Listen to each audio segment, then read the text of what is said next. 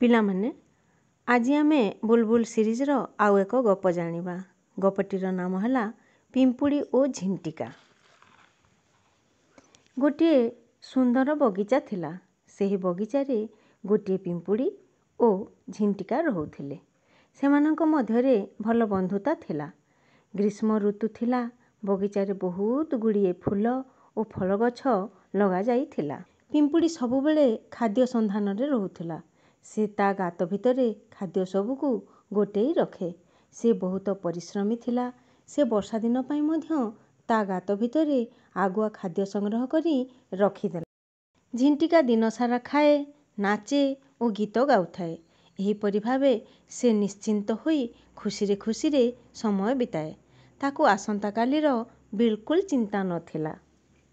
ପିମ୍ପୁଡ଼ି ଝିଣ୍ଟିକାକୁ ଉପଦେଶ ଦେଲା, ସାଙ୍ଗ, ଆସନ୍ତାକାଲି ପାଇଁ ବି କିଛି ସଞ୍ଚୟ କରି ରଖିବା ଉଚିତ। କିନ୍ତୁ ଝିଣ୍ଟିକା ପିମ୍ପୁଡ଼ି କଥାରେ ବିଲକୁଲ ଧ୍ୟାନ ଦେଲା ନାହିଁ। ଓଲଟା ସେ ପିମ୍ପୁଡ଼ିକୁ ଚିଡ଼େଇଲା, ଆରେ ଯା ଯା, ମୋତେ ଏତେ ବଡ଼ ବଡ଼ କଥା ତୁ କହନା। ଯା, ତୁ ତୋ କାମ ଦେଖ। ତୁ ତ ଦିନସାରା ଖାଲି ଖାଦ୍ୟ ସନ୍ଧାନରେ ବୁଲୁଥାଉ। ଗୋଟେ ଗୋଟେ ଦାନା ରୁଣ୍ଡ କରି ତୁ ତୋ ଗାତ ଭିତରକୁ ନେଇଯାଉ। ଟିକେ ମୋତେ ଦେଖ, ମୁଁ ମୋ ଦିନଗୁଡ଼ିକୁ କେତେ ମୌଜ ମସ୍ତିରେ କାଟୁଛି। ଝିଣ୍ଟିକା ପିମ୍ପୁଡ଼ିକୁ ବହୁତ ପରିହାସ କରେ। କିନ୍ତୁ ବିଚାରୀ ତା କଥାକୁ ଖାତିର କରେ ନାହିଁ। ସେ ତା କାମରେ ଚୁପଚାପ ଲାଗି ରହେ। ହଠାତ୍ ଋତୁ ବଦଳିଲା। ଜୋରରେ ବର୍ଷା ହେଲା।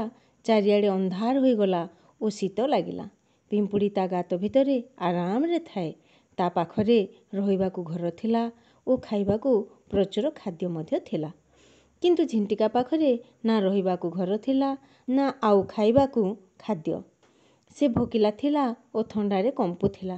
ଝିଣ୍ଟିକା ପିମ୍ପୁଡ଼ି ପାଖକୁ ଗଲା ଓ କହିଲା, ମୋ ପ୍ରିୟ ସାଙ୍ଗ, ମୋତେ ବହୁତ ଶୀତ ଲାଗୁଛି ଓ ମୁଁ ଭୋକିଲା ଅଛି।